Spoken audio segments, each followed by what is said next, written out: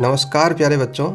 आज जो है वो क्लास 10th के लिए प्रश्नावली 3.2 का क्वेश्चन नंबर 2 को डिस्कस करेंगे अपन। और आशा करता हूँ कि आपकी तैयारी जो है वो बहुत अच्छे से चल रही होगी और आप अनवरत रूप से लगातार अच्छे तरीके से प्रैक्टिस करते हुए, अभ्यास करते हुए क्वेश्चनों को कर रहे होंगे। तो आपकी इसी तैयारी को बेहतर से और बेहतर बनाने के लिए आज अपन जो है उस कड़ी को आगे बढ़ाते हैं। तो देखते हैं क्वेश्चन नंबर 2 को। आपका अच्छा क्वेश्चन है, इस तरह के क्वेश्चन आपको पूछे जाते हैं, ठीक है। तो देखते हैं क्वेश्चन। अनुपातों A1/A2, B1/B2, C1/C2 की तुलना कर ज्ञात कीजिए कि निम्न समीकरण युग्म द्वारा निरूपित रेखाएं एक बिंदु पर प्रतिच्छेद करती हैं, समांतर हैं अथवा समपाती हैं। तो बच्चों, जो अपना इंट्रोडक्शन वीडियो था प्रश्नावली 3.2 का, जो पहले अपनी इस प्रश्नावली की पहली जो क्लास थी, उसमें मैंने आपको बताया था कि दो चर वाले रैखिक समीकरण क्या होते हैं। उसको अपन जब ग्राफ बनाते तो क्या क्या मतलब उसका ग्राफ क्या क्या बनता है, ठीक है। तो अपन यहाँ पर बिना ग्राफ बनाए ही अपन ऐसा पता करेंगे कि ये रेखाएं, दो रेखाएं जो है वो समांतर होगी, समपाती होगी या प्रतिच्छेद होगी। तो वो अपन देखेंगे यहाँ पर, ठीक है।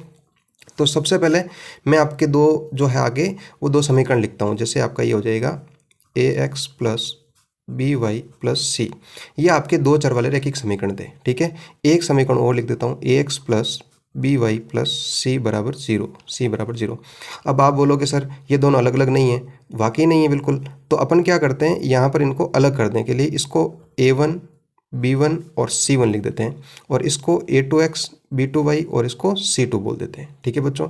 तो अब अपने पास में ये दो रैखिक समीकरण हैं और दोनों ही रैखिक समीकरण हैं। तो यदि इसको अपन ग्राफीय निरूपण करेंगे तो ये रेखा को ही दर्शाएंगे, ठीक है। अब जब दो रेखाएं हैं तो दो रेखाएं यदि ग्राफ में दर्शाते हैं तो हो सकता है दो रेखाएं एक दूसरे को प्रतिच्छेद करें, हो सकता है दोनों रेखाएं एक दूसरे के समांतर हो, ठीक है, और हो सकता है कि जो दोनों रेखाएं हैं वो एक दूसरे के ऊपर समपाती हो, माने एक रेखा दूसरी रेखा के ऊपर आपकी इस प्रकार की आपका निरूपण हो जाए, ठीक है। बस ये तीन प्रकार बनते हैं, इसके अलावा आपका कोई भी प्रकार नहीं बनेगा, ठीक है। तो बस अपन को यही है कि समीकरण देख कर अपन को पता करना है कि इनमें से आपका क्या बनेगा, ठीक है बच्चों। तो कुछ क्वेश्चन दे रखे हैं उसके बारे में समझेंगे। तो उससे पहले अपन इसका कंसेप्ट समझेंगे कि ये कौन सा समांतर कब होगा, प्रतिच्छेद कब होगा और समपाती कब होगा। तो देखते हैं अपन इसको। तो सबसे पहले अपन बात करते हैं। जैसे यदि देखो बच्चों, यहाँ पर जो ये है x का गुणांक, माने जो भी आपका x के साथ में लिखा हुआ है, यहाँ a1 हो जाएगा और यहाँ पर a2 हो जाएगा। तो यदि a1/a2 और b1/b2, जो y का गुणांक है ना b1 और यहाँ पर y का गुणांक b2, तो यदि ये दोनों आपस में बराबर नहीं हो, a1/a2 is not equal to b1/b2 हो, तो रेखाएं जो है वो रेखाएं प्रतिच्छेद होगी। रेखाएं क्या होगी? प्रतिच्छेद होगी। रेखाएं प्रतिच्छेद होगी। अब प्रतिच्छेद का अर्थ ये होता है कि भाई दोनों रेखाएं जो है वो किसी एक बिंदु पर मिलेगी। अब बच्चों, जब एक बिंदु पर मिलेगी तो उत्तर कुछ न कुछ तो मिलेगा। जब मिलेगी इसका मतलब कुछ न कुछ बिंदु मिला, ठीक है। और मिला है, कुछ न कुछ अपन को उत्तर मिला है, तो उसका अर्थ ये हुआ कि दोनों रेखाओं ने एक दूसरे की संगत की, ठीक है। संगत की तभी तो कोई प्रोडक्ट मिलता है, ठीक है। दैनिक जीवन में देखते हो आप इस प्रकार का, ठीक है। तो निकाय आपका क्या हो जाएगा? संगत हो जाएगा। तो जिसमें अपन को कुछ न कुछ उत्तर मिलता है उसको अपन क्या बोलेंगे? संगत बोलेंगे, ठीक है। और यदि हलों की संख्या पूछे तो वो हो जाएगा अद्वितीय हल। अद्वितीय हल। अद्वितीय हल का मतलब होता है बच्चों केवल और केवल, भाई जिसका द्वितीय नहीं हो, केवल और केवल एक हल प्राप्त हो, तो वो क्या हो जाएगा? आपका अद्वितीय हल, और उसमें क्या हो जाएगा? संगत हो जाएगा। तो ये कंडीशन होने पर अपना ये होगा। दूसरी कंडीशन की बात करूँ मैं, यदि a1/a2 और b1/b2 ये दोनों तो आपस में बराबर हो, लेकिन जो है c1/c2 है ये आपस में बराबर नहीं हो। जब इस प्रकार का बराबर नहीं हो तो रेखाएं जो है वो आपकी क्या हो जाएगी? समांतर होगी। रेखाएं समांतर होगी, ठीक है बच्चों।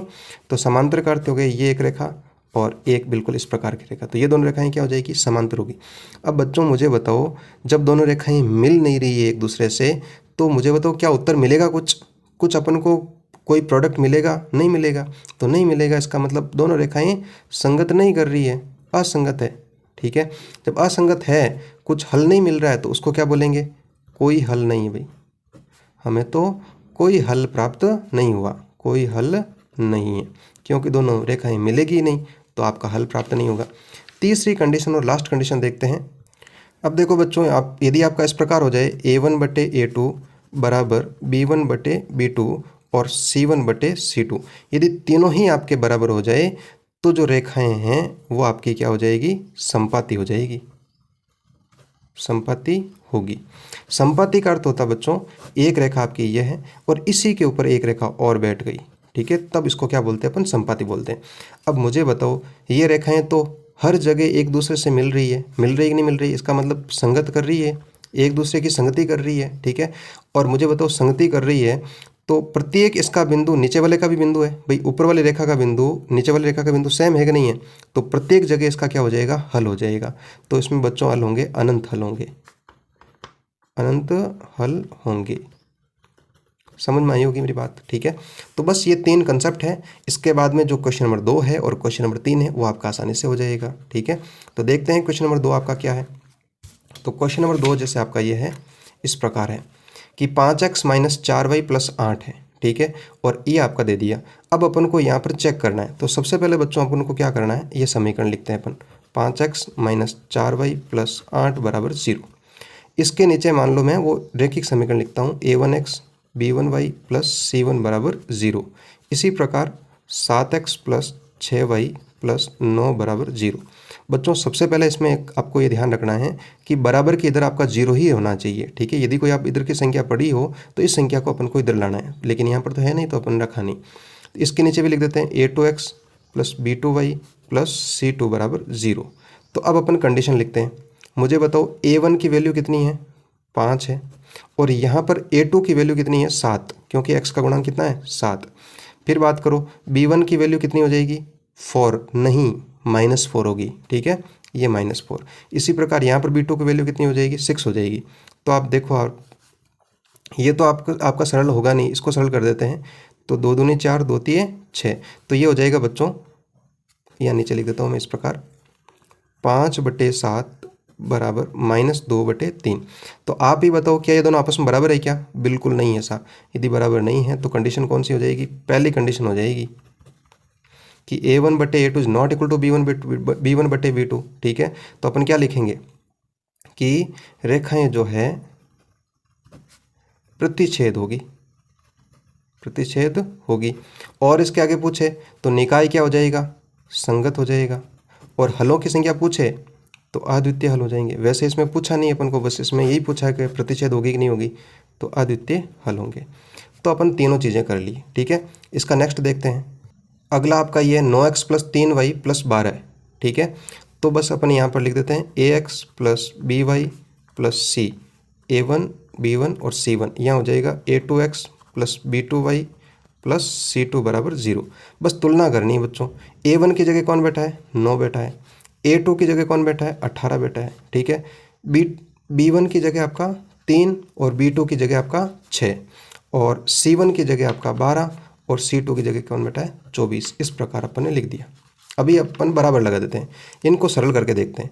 9 एकम 9, 9 दो 18, 3 एकम 3, 3 दूनी 6, 12 एकम 12, 12 दूना 24।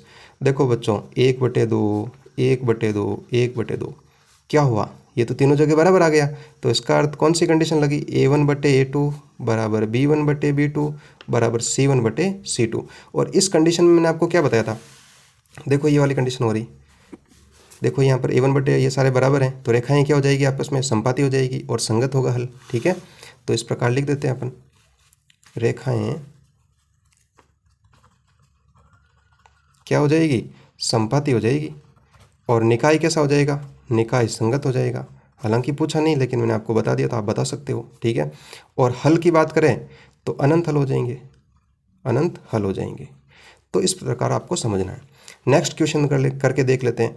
अब तो देखो अपन सीधा कर सकते हैं, a1 की जगह क्या आपका 6 है और a2 की जगह 2, b1 की जगह -3, b2 की जगह यहाँ पर -1 होगा। देखो बच्चों ये बहुत अच्छा है, 2x के सर यहाँ तो 1 दिख नहीं रहा है, देखो ये इस प्रकार लिखा हुआ है, अब तो आपको दिख गया होगा, ठीक है। तो ये -1 हो गया और c1 का ये 9 हो गया और यहाँ पर भी 9।